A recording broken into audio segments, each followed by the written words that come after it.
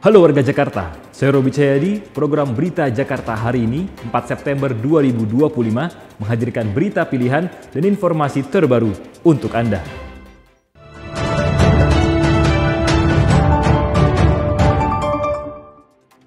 Warga Jakarta, sebelum kita ke berita utama Berita Jakarta hari ini, dari meja redaksi telah kami siapkan 3 berita pilihan dari website beritajakarta.id berikut ini. Informasi pertama, Gubernur DKI Jakarta Pramono Anung telah mencabut kebijakan work from home atau WFH bagi aparatur sipil negara atau ASN. Situasi Jakarta dinilai sudah kembali normal dan seluruh moda transportasi publik di Jakarta juga sudah kembali beroperasi penuh. Pemprov DKI Jakarta kini tengah bergerak cepat melakukan perbaikan fasilitas publik yang rusak akibat unjuk rasa. Selanjutnya, Dinas Perhubungan DKI Jakarta memastikan 18 titik lampu lalu lintas yang rusak akibat aksi unjuk rasa telah selesai diperbaiki dan beroperasi normal. Selama proses perbaikan pada 2 September 2025, pihak Dishub DKI juga menerapkan pengaturan lalu lintas manual untuk menghindari penumpukan kendaraan. Dengan kembali normalnya fungsi lampu lalu lintas, arus kendaraan di Jakarta kini kembali lancar dan terkendali. Kemudian ada informasi sebanyak 992 pejabat fungsional di lingkungan pemerintah Provinsi DKI Jakarta dilantik. Dari jumlah tersebut, 664 orang diantaranya merupakan guru. Ini merupakan komitmen Pemprov DKI dalam peningkatan kualitas sumber daya manusia melalui pendidikan.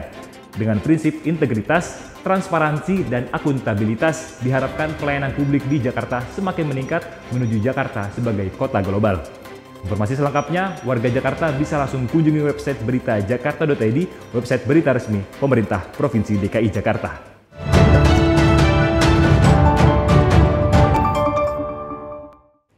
Kita beralih ke berita pertama Berita Jakarta hari ini. Pemerintah Provinsi DKI Jakarta mendukung penuh pertumbuhan pelaku usaha mikro, kecil dan menengah atau UMKM. Salah satunya dengan program gratis biaya sewa kios selama 2 bulan bagi mereka yang mau relokasi ke Blok M Hub. Gubernur DKI Jakarta Pramono Anung meninjau Blok M Hub Jakarta Selatan. Kawasan yang pengelolaannya di bawah PT MRT Jakarta ini menjadi salah satu lokasi unggulan dari pemerintah Provinsi DKI Jakarta untuk membantu pelaku UMKM bisa berkembang. Untuk itu, Pramono mengeluarkan kebijakan menggratiskan tarif sewa selama 2 bulan bagi pelaku usaha yang mau pindah ke Blok M Hub. Bagi pedagang atau siapapun yang mau menggunakan fasilitas ini, selama 2 bulan kami beri free dan tentunya kami minta juga untuk menjaga kondutivitas, kenyamanan, keamanan yang ada di sini. Sementara setelah masa gratis selesai, pedagang bisa membayar tarif sewa sebesar Rp100.000 per meter persegi, dengan biaya pemeliharaan Rp100.000 per meter persegi per bulan. Dengan adanya kebijakan ini, Pemprov DKI Jakarta berharap para pedagang dapat berjualan dengan nyaman dan dapat kembali meningkatkan perekonomian mereka. Tim Berita Jakarta melaporkan. Kita beralih ke berita selanjutnya. Gubernur DKI Jakarta Pramono menolak usulan pencabutan Kartu Jakarta Pintar dan Kartu Jakarta Mahasiswa Unggul bagi pelajar maupun mahasiswa yang ikut aksi demonstrasi. Pemprov DKI Jakarta memastikan hak konstitusional warga negara dapat tetap terjamin, terutama untuk menyampaikan aspirasi dengan tetap menjaga ketertiban umum.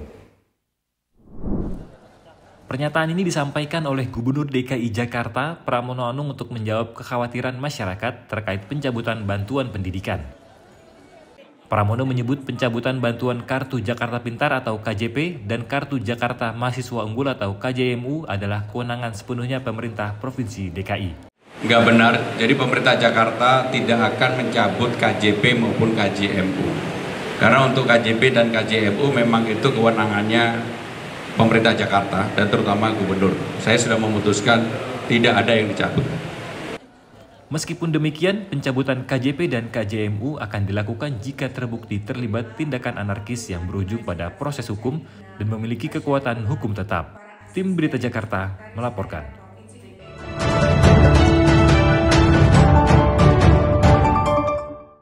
Kita masuk segmen Info Jakarta. Ada kabar gembira dari Dinas Kesehatan DKI Jakarta yang memperpanjang pendaftaran untuk rekrutmen pasukan putih. Waktu pendaftaran yang tadinya akan ditutup pada 3 September 2025, kini diperpanjang hingga 8 September 2025. Jangan lewatkan kesempatan ini, namun tetap berhati-hati terhadap penipuan yang mengatasnamakan Dinas Kesehatan, karena prosesnya gratis. Untuk lebih lanjut, simak informasi berikut.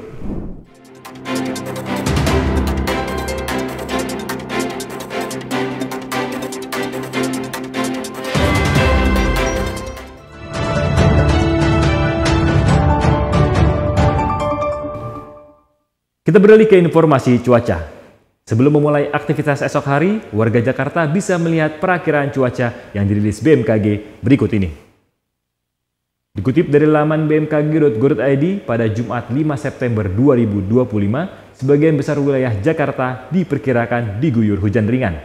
Wilayah yang akan mengalami hujan ringan yakni Jakarta Pusat, Jakarta Utara, Jakarta Selatan, Jakarta Timur, dan Jakarta Barat. Sementara Kepulauan Seribu diperkirakan berawan.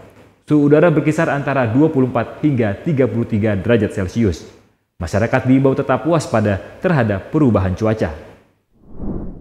Demikian program Berita Jakarta hari ini. Saya Robi Cahyadi dan tim redaksi yang bertugas undur diri. Menyongsong 5 abad Jakarta, jati diri Indonesia, megapolitan dunia. Sampai jumpa.